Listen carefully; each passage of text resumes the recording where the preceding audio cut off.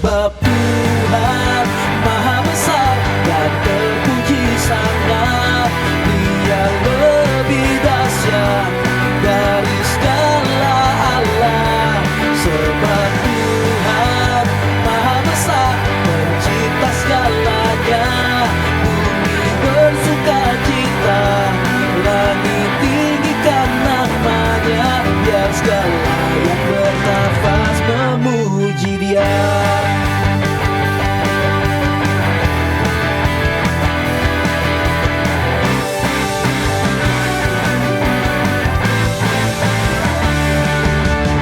Bernyanyilah bagi Tuhan, pujilah namanya sampai selamanya. Kabarkanlah keselamatan bagi yang datang kepadanya. Ceritakanlah kemuliaannya dan perbuatannya yang ajaib di antara suku bangsa. Sebab Tuhan Maha Besar dan terpuji sangat. Dia lebih dahsyat dari segala Allah. Sebab Tuhan Maha Besar pencipta segalanya. Bumi bersukacita, langit tinggikan namanya. Biar segala yang bernafas memuji Dia.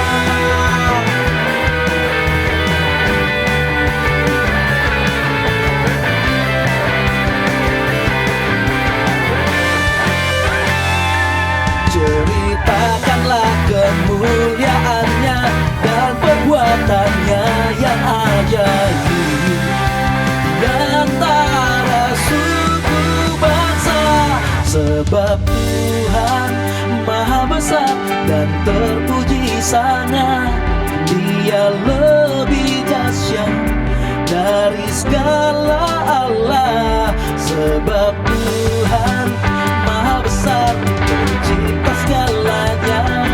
Bumi bersukacita, langit tinggikan namanya. Biar segala yang bernafas memuji Dia. Sebab Tuhan Maha Besar dan terpuji sangat. Dia lebih dahsyat dari segala Allah. Sebab Tuhan Maha Besar pencipta segalanya. Bumi bersukacita, langit tinggikan namanya. Biar segala yang bernafas memuji Dia. Bumi bersukacita, langit tinggikan namanya. Bumi bersukacita, langit tinggikan namanya. Biar segala yang bernafas memuji Dia.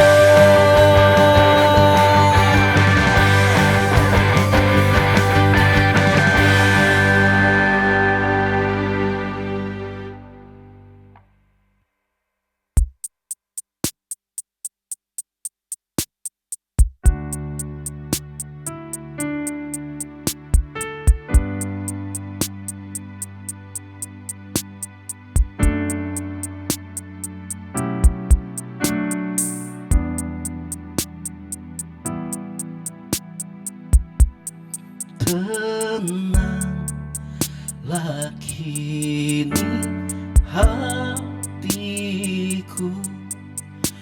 Tuhan membimbing langkahku di tiap saat dan kerja. Tetap ku rasa tangannya. Tenanglah kini hatiku.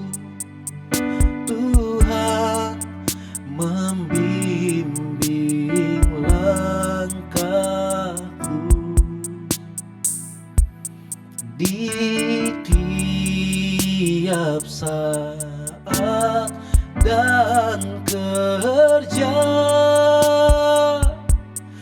tetap ku rasa tangannya.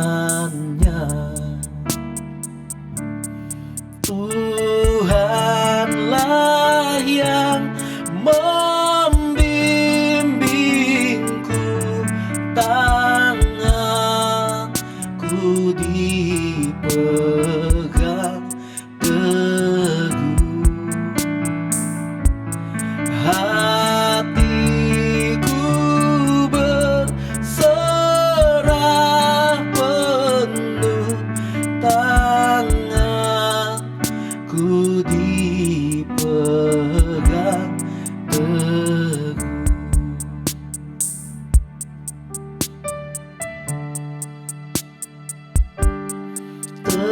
Tenanglah kini hatiku, Tuhan membimbing langkahku.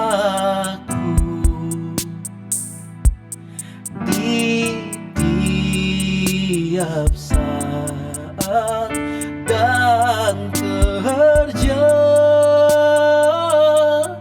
tetap ku rasa tangannya. Tuhanlah yang membimbingku, tanganku dipegang teguh, hatiku berserah penuh, tanganku dipegang teguh.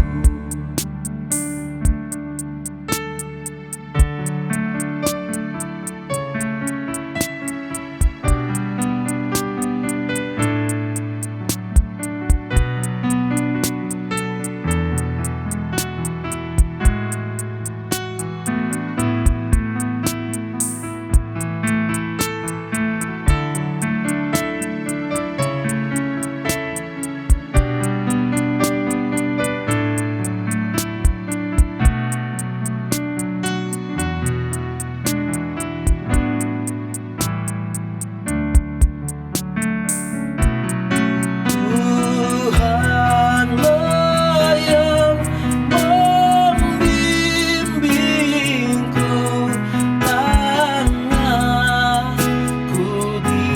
dipegang teguh, hatiku berserah penuh, tanganku dipegang teguh. Tuhanlah yang membimbingku, tanganku dipegang teguh, hatiku berserah penuh, tanganku dipegang teguh,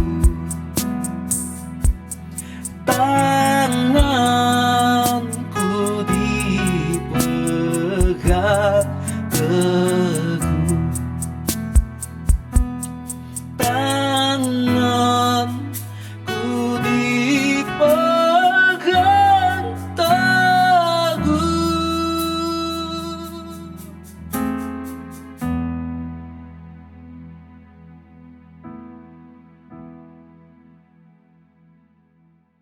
Halo teman-teman semua yang sudah pulang, selamat pagi, selamat siang, selamat sore, dan selamat malam bagi kalian semua yang menikmati ibadah online hari ini. Sebelum kita mendengarkan firman Tuhan, mari kita berdoa. Tuhan Yesus, terima kasih untuk setiap kami bisa menikmati ibadah online lagi Tuhan. Kami berdoa Tuhan, sebentar lagi kami akan mendengarkan firman-Mu. Kami berdoa untuk hamba-Mu yang akan memberitakan firman-Mu, biar Tuhan urapi setiap perkataannya bisa menjadi rema bagi setiap kami. Terima kasih, dalam nama Tuhan Yesus kami berdoa. Amin.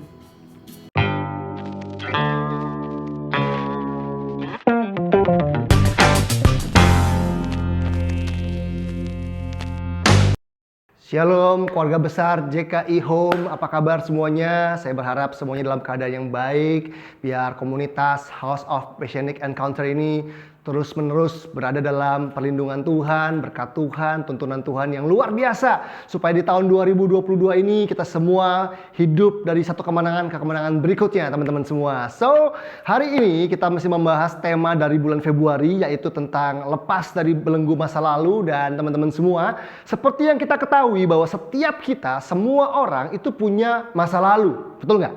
Setiap kita punya masa lalu, entah itu baik, entah itu buruk, maupun keduanya. Dan saya percaya bahwa sebagai anak-anak Tuhan, Tuhan Yesus telah menganugerahkan anugerahnya yang begitu besar dalam hidup kita, melalui firman-Nya, melalui Roh Kudus-Nya, untuk membantu kita lepas dari belenggu masa lalu. Karena ada orang-orang yang punya masa lalu yang begitu buruk, pahit, menyakitkan, yang menciptakan ganjalan, yang menghasilkan trauma-trauma yang masih mempengaruhi kehidupannya hari ini, sehingga hari ini hidupnya masih terbelenggu, hidupnya masih diperbudak, hidupnya mengalami banyak masalah-masalah emosional yang membuatnya nggak bisa membuat keputusan secara efektif, tidak bisa membuat pilihan-pilihan yang baik, yang benar, yang membawa pada kemajuan. Bahkan banyak masalah dalam hidup manusia yang terjadi hari ini, entah itu perceraian, entah itu masalah keuangan, entah itu konflik dalam hubungan, entah itu apapun, seringkali bersumber dari masa lalu yang belum dibereskan. Dan hari ini kembali kita mau belajar teman-teman, supaya kita semua aware, supaya kita semua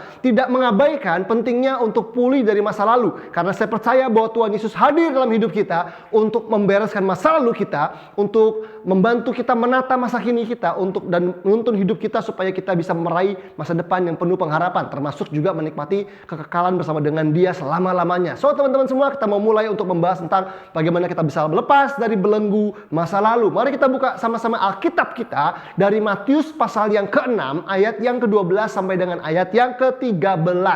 Matius pasal yang ke-6 ayat yang ke-12 sampai dengan ayat yang ke-13.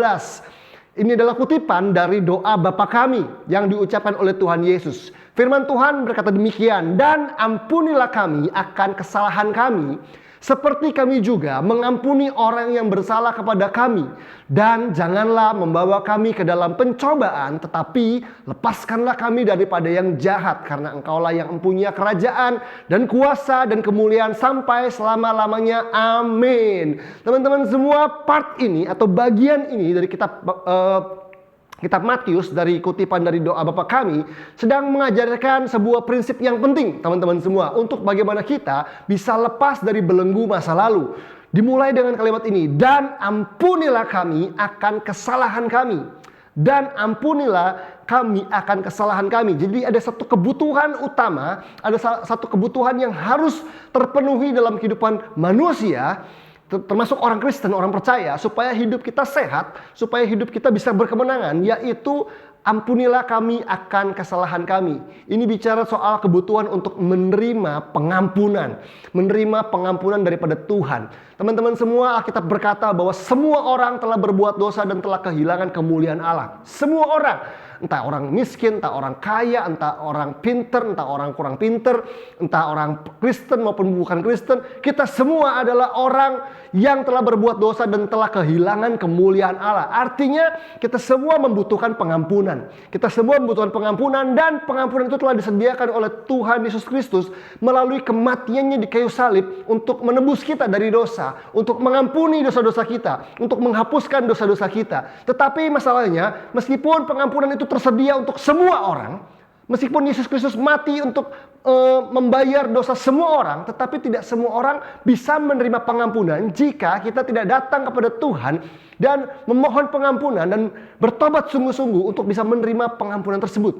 Jadi kunci yang pertama untuk kita bisa lepas dari belenggu masa lalu adalah dengan bertobat dan menerima pengampunan Tuhan. Mungkin ada di antara teman-teman semua yang masa lalunya penuh dengan ikatan dosa. Memang ada dosa yang sifatnya sikap hati dan pikiran. Tetapi ada dosa-dosa yang lebih jauh daripada itu yang sifatnya mengikat kita. Mungkin ada di antara kita yang pernah pakai narkoba. Mungkin ada di antara kita yang pernah terlibat dalam dosa perzinahan. Mungkin ada di antara kita yang pernah hidup dalam kebohongan demi kebohongan, demi kebohongan, demi kebohongan. Dan di mana Tuhan mau kita bertobat sungguh-sungguh total dengan segenap hati. Melepaskan semua dosa masa lalu kita. Karena ada orang-orang Kristen yang telah lahir baru, yang telah bertobat sungguh-sungguh, tetapi belum tuntas bertobat dari dosa masa lalunya. Jadi dosa masa lalu masih membelenggu, mengikat kehidupannya, dan itu menghalanginya maju untuk mengenapi rencana Tuhan, untuk menjadi maksimal, untuk hidup jadi berkat. Itu sebabnya kita perlu bertobat dan menerima pengampunan daripada Tuhan Yesus sendiri. Teman-teman semua, bertobat adalah sebuah keputusan. Pertobatan adalah keputusan yang harus kita buat setiap hari dalam kehidupan kita. Karena kita tahu setiap hari kita memiliki godaan untuk berbuat dosa. Bukan hanya dalam tindakan kita, tapi juga di pikiran dan sikap hati kita. Mungkin kita nggak mencuri. Mungkin kita nggak berzina secara fisik. Mungkin kita nggak berselingkuh. Tetapi mungkin dengan pikiran kita mengingini orang lain, lawan jenis. Yang Alkitab mengatakan bahwa kalau kita melihat lawan jenis wanita dan kita mengingininya, tergerak syahwatnya, dan kita sudah berbuat dosa, kata firman Tuhan. Iri hati, kesombongan, dosa-dosa yang gak kelihatan, tapi kita mau hidup dalam pertobatan setiap hari supaya kita bertumbuh. Karena Matius pasal ketiga ayat yang ke-8 mengatakan hasilkanlah buah yang sesuai dengan pertobatan. Hasilkanlah buah yang sesuai dengan pertobatan. Artinya kalau kita nggak hidup dalam pertobatan, kita tidak dapat menghasilkan buah. Buah yang baik, buah yang bisa dinikmati oleh banyak orang, buah yang lebat dalam kehidupan kita. Itu semua hasil dari pertobatan. Artinya kalau hidup kita nggak bertobat, hidup kita nggak berbuah. Karena masih ada belenggu-belenggu masa lalu yang masih membelenggu hidup kita hari ini. Mungkin bukan dosanya yang membelenggu kita. Ada orang yang dibelenggu oleh rasa bersalah dalam kehidupannya. Tapi intinya adalah yuk terima pengampunan Tuhan, hidup dalam pertobatan. Nah, tapi ada satu hal yang perlu kita pelajari hari ini bicara soal pertobatan dan pengampunan dosa, teman-teman semua. Karena satu kali saya pernah mendapati ada orang-orang Kristen, orang-orang percaya yang sharing di sosial media. Mereka sharing tentang pengampunan Tuhan, sharing tentang bicara soal tentang kasih Tuhan, bahwa Yesus mengasihimu, Tuhan sayang sama kamu banget, kamu adalah anaknya, kamu begitu berharga di matanya, dan kalau kamu berbuat dosa, it's okay, Tuhan ampuni kamu, Tuhan mengasihi kamu, dan sebagainya. Teman-teman semua, ketika saya mendengar atau menyaksikan atau membaca apa yang ditulis, diposting oleh beberapa teman di sosial media, oke, saya mengerti bahwa betul Tuhan begitu mengasihi kita. Tuhan begitu mengasihi para pendosa. Tuhan ingin memulihkan kita, Tuhan ingin mengampuni kita. Tetapi ada berita yang belum lengkap. Kita tidak bisa memberitakan pengampunan Tuhan tanpa memberitakan pertobatan. Jadi pertobatan dan pengampunan adalah satu paket yang harus kita khotbahkan, sampaikan, ajarkan kepada banyak orang, kepada semua orang. Karena pengampunan adalah bagian Tuhan, tetapi pertobatan adalah bagian kita. Nah, coba kita buka Lukas pasal yang ke-24. Nanti kita akan kembali ke Matius pasal yang ke-6. Tetapi sebelumnya kita buka dulu Lukas pasal yang ke-24 ayat yang ke-47. Firman Tuhan berkata demikian. Tuhan Yesus berkata demikian. Dan lagi dalam namanya berita tentang pertobatan dan pengampunan dosa harus disampaikan kepada segala bangsa mulai dari Yerusalem. Dikatakan dalam namanya, dalam nama Yesus. Berita tentang apa? Pertobatan dan pengampunan. Lihat. Pertobatan dan pengampunan, bukan pertobatan atau pengampunan, bukan.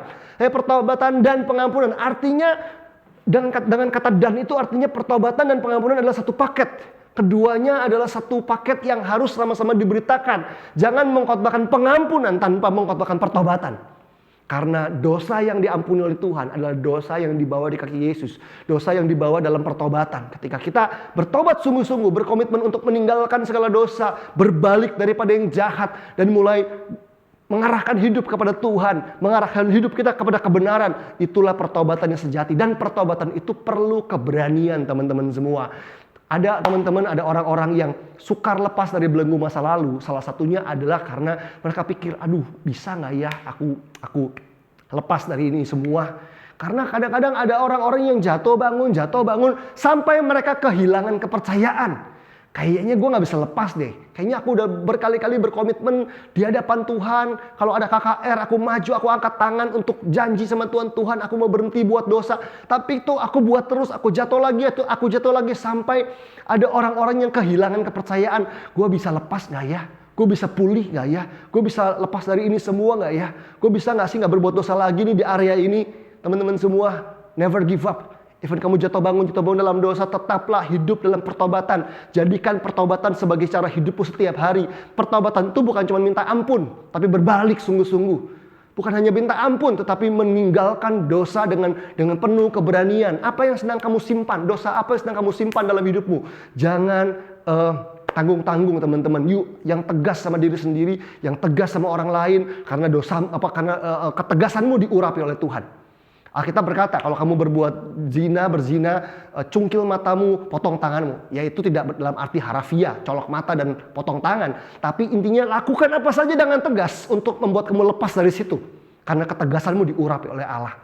Miliki keberanian untuk lepas dari dosa. Mungkin ada teman-teman yang pacarannya nggak bener gitu ya. Udah pengen bangkit, udah pengen lepas.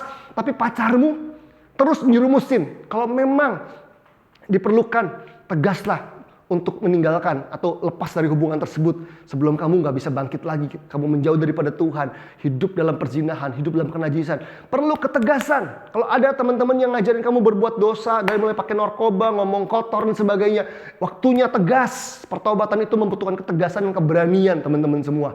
Bahkan saya pernah mendengar ada satu orang yang mantan waria gitu ya, mantan transgender bahkan, bagaimana mereka struggle, bergumul untuk dipulihkan sama Tuhan, dan tapi Tuhan bisa memulihkan oleh anugerahnya, oleh kasihnya yang hebat luar biasa, karena ada orang-orang yang berani tegas. Dulunya transgender, dulunya waria, ketika dia merasakan kasih Yesus. Kasih itu bukanlah kasih yang oke lah silakan hidup seperti itu aja, Tuhan tetap mengasihi kamu. Enggak. Tetapi kasih Yesus dalam hidup seseorang membuatnya berani untuk membuat keputusan yang berani, yang diurapi oleh Tuhan, sehingga akhirnya dia bisa lepas dari situ dan mengalami hidup kemenangan, dan ada kesaksian di situ akhirnya. Karena kesaksian itu teman-teman, kalau teman-teman yang kesaksian gitu ya, teman-teman di komunitas home, kesaksian itu kan nggak asal curhat, ya nggak sih? Nggak asal cerita, nggak asal keluarin unek-unek. Curhat sama kesaksian itu beda. Kalau curhat itu mencurahkan isi hati apapun itu. Tetapi kesaksian itu begini, siapa kita dulu? Terbelenggu, terikat perzinahan, gak bisa ngampunin. Siapa kita dulu? Yang kedua adalah apa yang Allah kerjakan dalam hidup kita. Apa yang Yesus kerjakan di hidup kita. Apa yang Roh Kudus kerjakan dalam hidup kita ketika dia menjamah kita dan sebagainya. Dan hasilnya yang ketiga adalah jadi apa kita setelah itu. Kesaksian itu ada 3 part itu. Siapa kita dulu, apa yang Tuhan kerjakan, dan jadi apa setelahnya. Jadi kalau kita nggak meninggalkan dosa-dosa kita, cuma minta ampun Tuhan sorry, terus kita buat lagi, Tuhan sorry, terus buat lagi, tetap tinggal di tempat yang sama karena kita nggak berani buat keputusan, kita akhirnya masih hidup dalam belenggu masa lalu, belum lepas dari situ dan nggak ada kesaksian. Cuma curhatan, tapi bukan testimoni, bukan kesaksian, dan curhatan itu yang belum tentu memberkati orang lain. Nah teman-teman semua, ini hal yang pertama. Bicara soal pertobatan dan pengampunan adalah hal yang satu paket. Kisah Rasul 2 ayat 38 juga meneguhkan hal yang sama. Kisah Rasul 2 ayat yang ke-38 bilang begini. Jawab Petrus kepada mereka. Bertobatlah dan hendaklah kamu masing-masing memberi dirimu dibaptis dalam nama Yesus Kristus untuk pengampunan dosamu. Maka kamu akan menerima karunia Roh Kudus. Ada ayat-ayat lain dalam Alkitab yang kita bisa buka, tapi mungkin gak perlu, teman-teman bisa cari sendiri. Ada hubungan yang erat antara pertobatan dan pengampunan dosa. Syarat untuk kita menerima pengampunan Allah simple. Bertobat sungguh-sungguh, datang kepada Yesus dengan rendah hati. Kita membutuhkan pengampunannya, dan menerima pengampunan adalah salah satu kebutuhan terbesar seluruh umat manusia. Dan Tuhan sudah menyediakan jalannya. Dia sudah mati buat kita, dia sudah menebus kita dari dosa, dia sudah menyediakan semua yang kita perlukan untuk menerima pengampunan. Just come to Him, datang pada Yesus teman-teman semua. Oke, kembali kepada Matius 6 ayat 12 dan 13 tadi. Kutipan dari doa Bapa kami. Dikatakan, dan ampunilah kami akan kesalahan kami. Itu bicara tadi kebutuhan untuk menerima pengampunan. Kebutuhan untuk diampuni. Itu kebutuhan yang pertama. Untuk kita lepas dari belenggu masa lalu. Dikatakan, seperti kami juga mengampuni orang yang bersalah kepada kami. Wow, ini part yang kedua teman-teman. Kunci yang kedua, yaitu mengampuni orang yang bersalah kepada kita. Wah. Kalau yang tadi pertama kita bicara soal menerima pengampunan, yang kedua kita bicara soal memberikan, melepaskan pengampunan buat orang lain. Diampuni dan mengampuni. Ini adalah kunci yang penting untuk kita lepas dari belenggu masa lalu. Ada orang-orang yang berkata begini, Kak, saya nggak bisa ngampunin. Kenapa? Karena pengampunan itu nggak adil. Kok enak saya ngampunin dia? Dia udah jahatin saya, dia udah merusak masa depan saya, dia sudah mencuri barang saya, dia sudah mencemarkan nama baik saya, dia sudah memfitnah saya, dia sudah merugikan saya ratusan juta. Kok enak ngampunin begitu aja? Teman-teman, Alkitab berkata bahwa pembalasan adalah haknya Tuhan. Tugasnya kita mengampuni supaya kita hidup dalam kemerdekaan. Hati yang mau mengampuni adalah hati yang siap untuk mengalami kemerdekaan. Tapi hati yang tidak mau mengampuni adalah hati yang terus-menerus menyimpan bau busuk, menyimpan luka. Dan tentunya kita nggak bisa sembuh, nggak bisa pulih, dan nggak bisa terus bergerak ke depan, ke masa depan yang penuh dengan pengharapan. Teman-teman semua, maukah kita mengampuni? Maukah kita melepaskan pengampunan buat orang lain? Even itu berat, even itu sulit, even itu nggak adil rasanya. Saya masih ingat seorang mentor saya pernah berkata demikian, bahwa mengampuni itu bukan soal susah atau gampang. Banyak orang bertanya, gimana caranya mengampuni? Kok mengampuni itu susah banget? Pengampunan itu bukan soal sulit atau mudah, tetapi tidak mungkin tanpa pertolongan Roh Kudus. Tidak mungkin tanpa anugerah Tuhan. Karena itu, waktu kita mau mengampuni, jangan pakai kekuatanmu sendiri. Sekali lagi, kalau kamu mau mengampuni papamu yang mungkin pernah menyiksamu, mengampuni mantan pacarmu gitu ya, yang pernah melukaimu, mengkhianatimu, jangan mengampuni dengan kekuatan sendiri. Kamu perlu Yesus, kamu perlu Tuhan, kamu perlu kasih-Nya menerobosi hatimu sehingga kamu beroleh kekuatan untuk bisa mengampuni. Itu sebabnya Tuhan gak cari orang yang mampu, Dia cari orang yang mau. Itu dulu, asal kamu mau aja, kemampuan datang daripada Tuhan. Tuhan akan memampukan kamu. Mulailah dari mau. Tuhan, aku mau mengampuni. Lalu barulah setelah itu kemampuan Tuhan berikan. Dan putuskan untuk mengampuni. Katakan bahwa di dalam nama Yesus, aku mau mengampuni. Anda boleh sebut nama orang-orang yang Anda terluka dan kepahitan. Supaya ketika Anda mengingat kembali orang-orang tersebut. Mengingat peristiwa-peristiwa yang terjadi di masa lalu. Yang mungkin 5 tahun yang lalu, 10 tahun yang lalu gitu ya.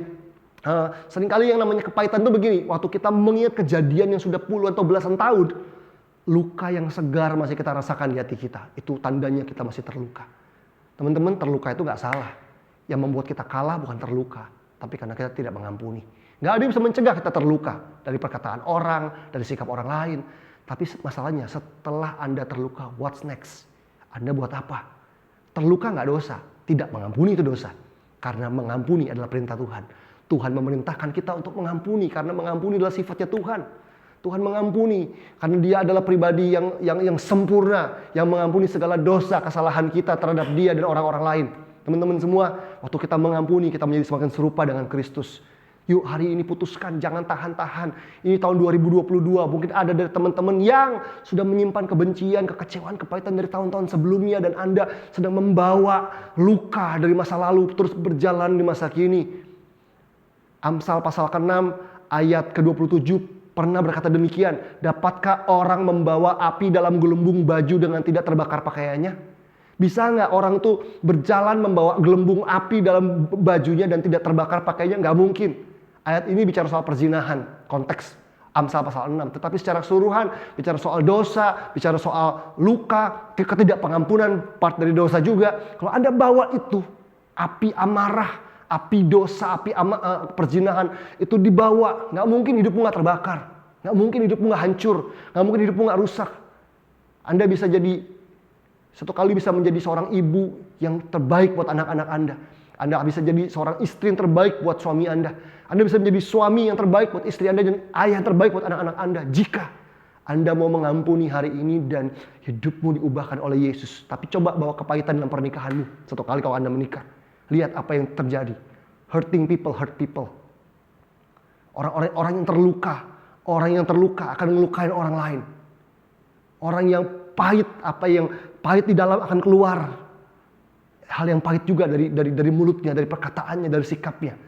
Karena itu, yuk teman-teman, beri diri kita untuk dipulihkan sama Tuhan. Datang untuk menerima pengampunan Yesus Kristus dalam kehidupan kita. Karena Tuhan adalah Tuhan yang memampukan kita untuk mengampuni.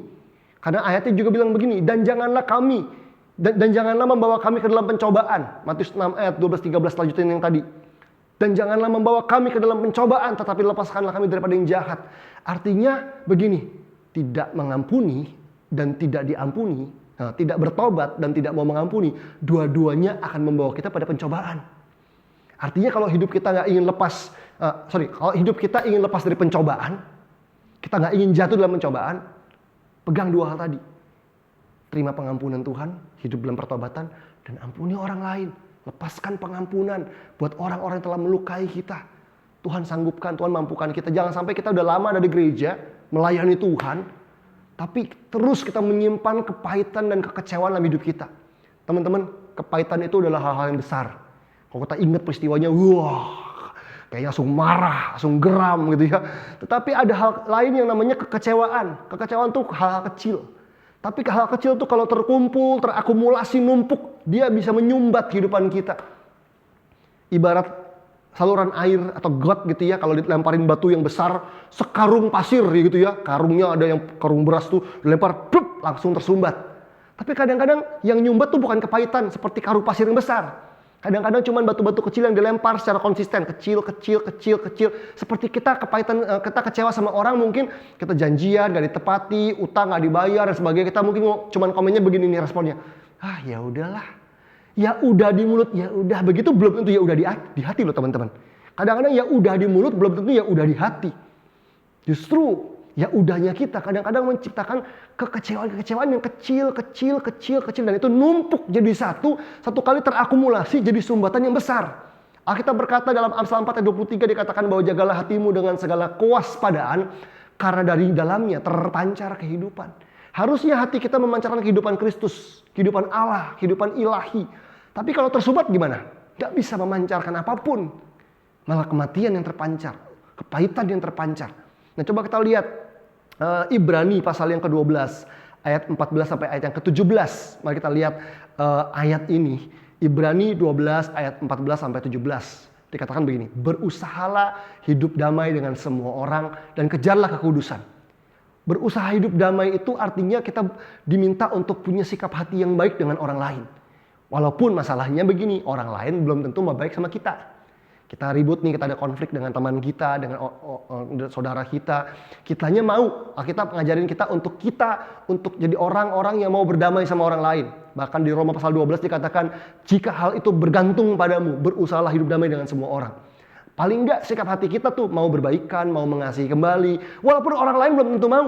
Tetapi intinya dari kita, berusahalah hidup damai dengan semua orang dan kejarlah kekudusan. Ternyata usaha untuk hidup damai, punya sikap hati yang benar tentang orang lain, itu ada hubungannya dengan kekudusan. Sehingga kalau kita nggak ingin hidup damai dengan orang lain, menyimpan kepahitan, kekecewaan, hidup dalam kekudusan itu jadi hal yang sulit. Coba lihat, sebab tanpa kekudusan tidak seorang pun akan melihat Tuhan. Ini masalahnya. Kenapa Tuhan mau kita ngejaga hati? Kenapa Tuhan mau kita bisa hidup damai dengan semua orang, dengan sikap hati, meskipun dengan orang lain belum tentu mau. Supaya kita bisa hidup kudus. Supaya waktu kita hidup dalam kekudusan, kita bisa melihat Tuhan. Kita bisa mengenal rencananya, kita bisa mengerti kehendaknya, kita bisa mengenal pribadinya.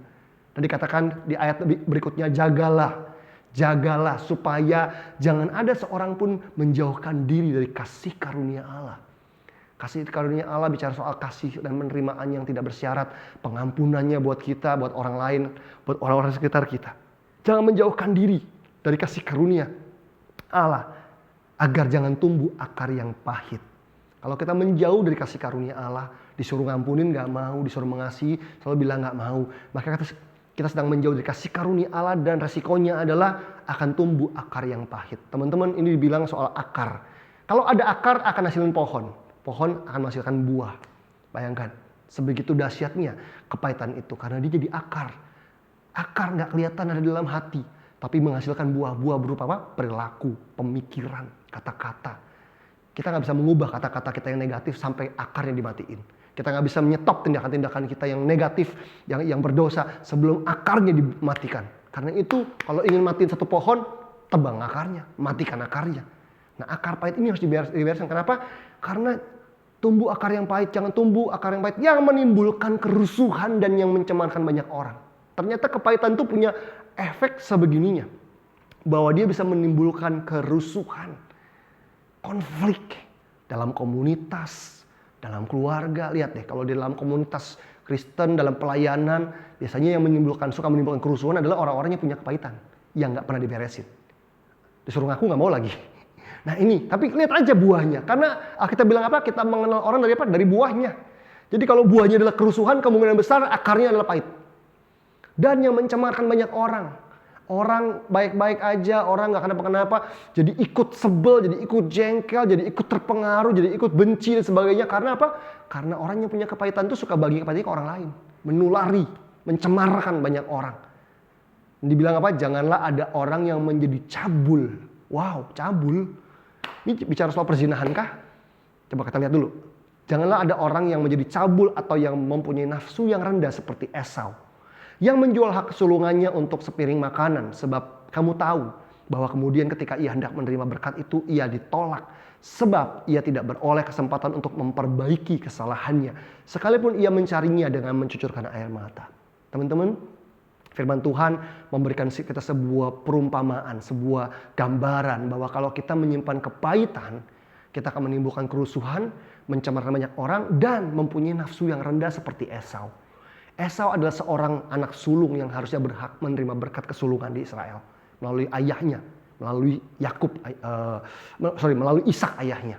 Tetapi dia menjual hak kesulungannya ketika dia mengingini sepiring makanan kacang merah yang dimiliki oleh adiknya Yakub. Dia rela menukarkan apa yang sangat bernilai dengan sesuatu yang sifatnya sementara. Itu yang dimaksud menjadi cabul. Itu yang dimaksud dengan mempunyai nafsu yang rendah. Kita menukarkan apa yang bernilai untuk kesenangan sesaat. Entah itu seks, entah itu makanan, entah itu barang-barang mewah. Itu semua terjadi karena apa? Orang punya nafsu yang rendah karena akar pahit ternyata. Akar pahit menghasilkan orang yang mempunyai nafsu yang rendah, yang tidak punya penguasaan diri. Itu sebabnya di kitab Matius tadi diberitahu orang yang tidak mau mengampuni, orang yang tidak bertobat sungguh-sungguh, dia hidupnya akan apa? Dekat dengan pencobaan. Dia mudah jatuh dalam pencobaan. Itu sebabnya teman-teman, kalau kita ingin lepas dari belenggu masa lalu yang membelenggu kita, yang mengikat kita, bahkan yang bisa menarik kita kembali jatuh pada dosa yang lama, maka apa yang kita perlu lakukan adalah yang pertama adalah bertobat dan terima pengampunan Tuhan. Yang kedua, putuskan dengan berani untuk melepaskan pengampunan buat orang lain. Dan pengampunan itu, pengampunan dan diampuni, dua-duanya adalah anugerah Tuhan, anugerah Kristus buat kita semua teman-teman. Kita nggak mampu, kita nggak bisa mengampuni diri kita sendiri. Kita nggak bisa diampuni tanpa Dia, tanpa Kristus. Dan kita nggak bisa melepaskan pengampunan tanpa Kristus juga yang mengasihi kita dan tinggal di dalam kita. So, hari ini, putuskan. 2022 ini kiranya bisa menjadi tahun yang luar biasa buat kita semua. Entah keadaan mungkin belum berubah. Kalaupun saya berdoa hari ini supaya teman-teman di home bisa mengalami tahun-tahun yang luar biasa di tahun 2022 ini.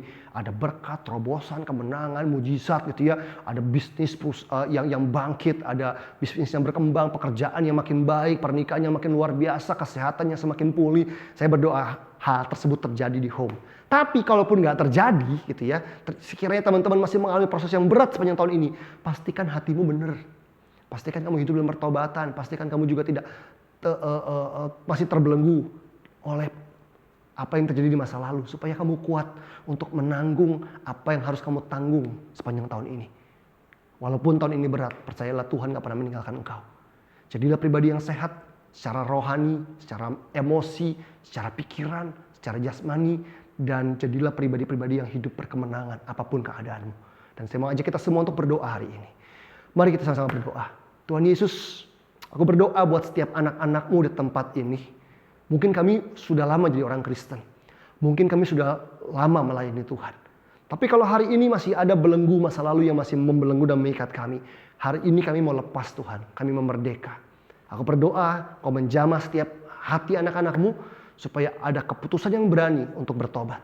Yuk teman-teman semua, dimanapun Anda berada, dimanapun kamu berada, putuskan hari ini dengan berani untuk bertobat. Ketegasanmu diurapi oleh Tuhan. Tuhan akan menolong kamu, membantu kamu untuk berani tegas dan lepas dari semua belenggu masa lalu yang terjadi, yaitu dari dosa-dosa masa lalumu, sehingga tidak ada lagi kejatuhan di masa depan. Hari ini dengan kalimatmu sendiri, dengan bahasamu sendiri, datang pada Yesus dan bertobat sungguh-sungguh. Bertobat sungguh-sungguh. Bapak, aku berdoa di tempat ini kiranya kau menjamah anak-anakmu di dalam nama Yesus. Kekuatan daripada Allah turun atas anak-anakmu. Pengampunan daripada Yesus Kristus turun atas anak-anakmu. Menghapus semua dosa mereka dan menjadikan mereka pribadi yang baru dan memberi kekuatan buat anak-anakmu untuk lepas dari semua dosa. Dan berikutnya, Saya akan berdoa teman-teman buat teman-teman yang hari ini sadar bahwa Anda belum mengampuni dengan segenap hati. Masih ada akar-akar pahit yang tersisa. Mungkin Anda di denial, enggak kok gue gak kepahitan. Atau kamu bilang bahwa it's okay, gue berhak marah kok karena gue ngerasa gue dilukai dan ngerasa ini semua gak adil. No, ini waktunya kamu terima anugerah Tuhan untuk bisa mengampuni orang lain. Bapak, aku berdoa dalam nama Yesus, lembutkan hati anak-anakmu. Biar hari ini juga ada keputusan yang berani untuk mengampuni Tuhan. Biar semua akar-akar pahit dicabut di dalam nama Yesus. Hari ini teman-teman semua lepasan pengampunan. Ingat orang-orang yang telah melukai kamu. Ingat kejadiannya, ingat peristiwanya. Dan hari ini biar zaman daripada Roh Kudus turun atas kamu di dalam nama Yesus. Dan angkat semua bebanmu di dalam nama Yesus. Katakan kepada Tuhan di dalam nama Yesus. Aku mau mengampuni ayahku. Aku mau mengampuni ibuku. Aku mau mengampuni kakakku. Aku mau mengampuni saudaraku. Aku mau mengampuni atasanku. Aku mau mengampuni sahabatku. Lepaskan pengampunan teman-teman. Di mana ada keputusan untuk mengampuni, di situ ada kuasa Allah yang bekerja secara luar biasa, memberikan pemulihan, kemerdekaan buat kita semua. Terima kasih Roh Kudus, kau bekerja buat kami dan kau tolong anak-anakmu yang mungkin dalam proses mengampuni ada pergumulan yang tidak instan, tidak sekali jadi, tapi kiranya Rohmu terus melembutkan hati kami supaya setiap hari kami hidup dalam kuasa pengampunan dan biarlah tidak ada kerusuhan, tidak ada kecemaran, tidak ada nafsu yang rendah dalam kehidupan kami dan kami dijauhkan dari pencobaan. Terima kasih pada Roh Kudus buat jamahanmu di tengah-tengah kami dan kiranya tahun ini, bahkan bulan ini menjadi bulan yang luar biasa untuk kami sungguh-sungguh lepas dari belenggu masa lalu dan berjalan dengan kemerdekaan. Terima kasih Tuhan. Kami bersyukur buat karyamu, buat firman-Mu, buat penyertaan-Mu, buat hati-Mu untuk kami semua. Saya percaya kami dipanggil oleh Tuhan untuk berjalan dalam anugerah-Mu. Setiap hari berjalan dalam anugerah Tuhan dan hidup kami harus menggenapi seluruh rencana Allah. Terima kasih Bapa di surga. Di dalam nama Yesus Kristus kami berdoa dan mengucap syukur. Haleluya. Amin. Amin, amin, amin, amin. Mari kita mempersiapkan diri untuk perjamuan kudus. Mari kita angkat roti di tangan kanan kita. Demikian firman Tuhan. Sebab apa yang telah kuteruskan kepadamu telah aku terima dari Tuhan, yaitu bahwa Tuhan Yesus pada malam waktu ia diserahkan, ia mengambil roti dan sesudah itu ia mengucap syukur atasnya. Lalu ia memecah-mecahkannya dan berkata, inilah tubuhku yang diserahkan bagi kamu, perbuatlah ini menjadi peringatan akan aku. Dan percaya kalau roti di tangan kita ini adalah lambang persekutuan kita dengan tubuh Kristus, kita makan dalam nama Tuhan Yesus. Demikian juga ia mengambil cawan sesudah makan lalu berkata, cawan ini adalah perjanjian baru yang dimateraikan oleh darahku, perbuatlah ini setiap kali kamu meminumnya menjadi peringatan akan aku. Yang percaya kalau anggur di tangan kita ini adalah lambang persekutuan kita dengan darah Kristus, kita minum dalam nama Tuhan Yesus.